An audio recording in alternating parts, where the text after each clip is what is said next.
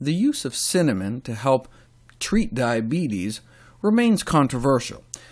We know that cinnamon is so good at controlling one's blood sugar that you can cheat on a diabetes test by consuming 2 teaspoons of cinnamon the night before your glucose tolerance test.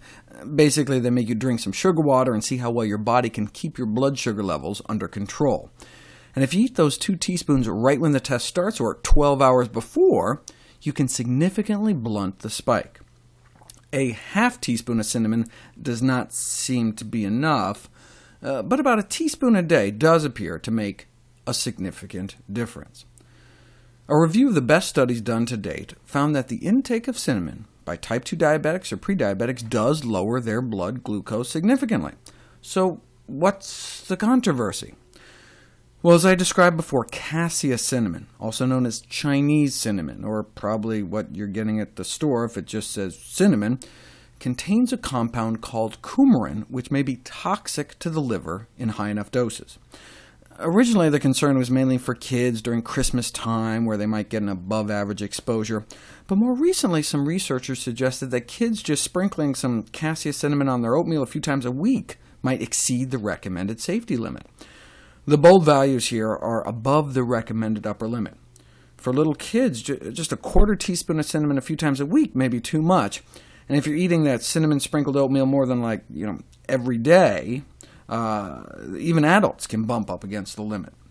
So a teaspoon a day of cassia cinnamon might be too much for anyone.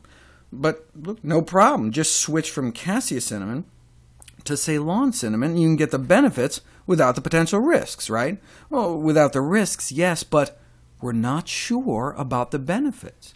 Nearly all the studies showing blood sugar benefits of cinnamon were done on cassia. We've just assumed that the same would apply for the safer cinnamon Ceylon, but only recently was it put to the test. Owing to the presence of that toxic compound, the Federal Institute for Risk Assessment in Europe has warned against consuming large amounts of the cassia cinnamon, suggesting a switch from cassia cinnamon to Ceylon cinnamon, also known as true cinnamon. But, we didn't know whether or not the true cinnamon had similar benefits until now. We saw that nice blunting of blood sugar levels in response to cassia cinnamon. Well, but in response to Ceylon cinnamon, nothing. Bummer. Right? In fact, they're thinking, maybe that potentially toxic coumarin stuff was the active ingredient in the cassia cinnamon all along. So, take out the toxin, you take out the benefit. So, they conclude, yeah, it's great that health authorities are recommending the switch. However, the positive effects seen with cassia could then be lost. So, should we give up on going out of our way to add cinnamon to our diet? No, I think it's still a good idea to shoot for about a teaspoon of cinnamon of Ceylon cinnamon a day, since there's a bunch of other benefits linked to cinnamon besides just blood sugar control, not the least of which is its potent antioxidant content. In fact, one of the cheapest food sources of antioxidants, beating out cloves and coming in just under purple cabbage. But cinnamon can no longer be considered a safe and effective treatment for diabetes. Either you're using cassia cinnamon and it's effective but may not be safe, or using Ceylon cinnamon, which is safe but does not appear effective.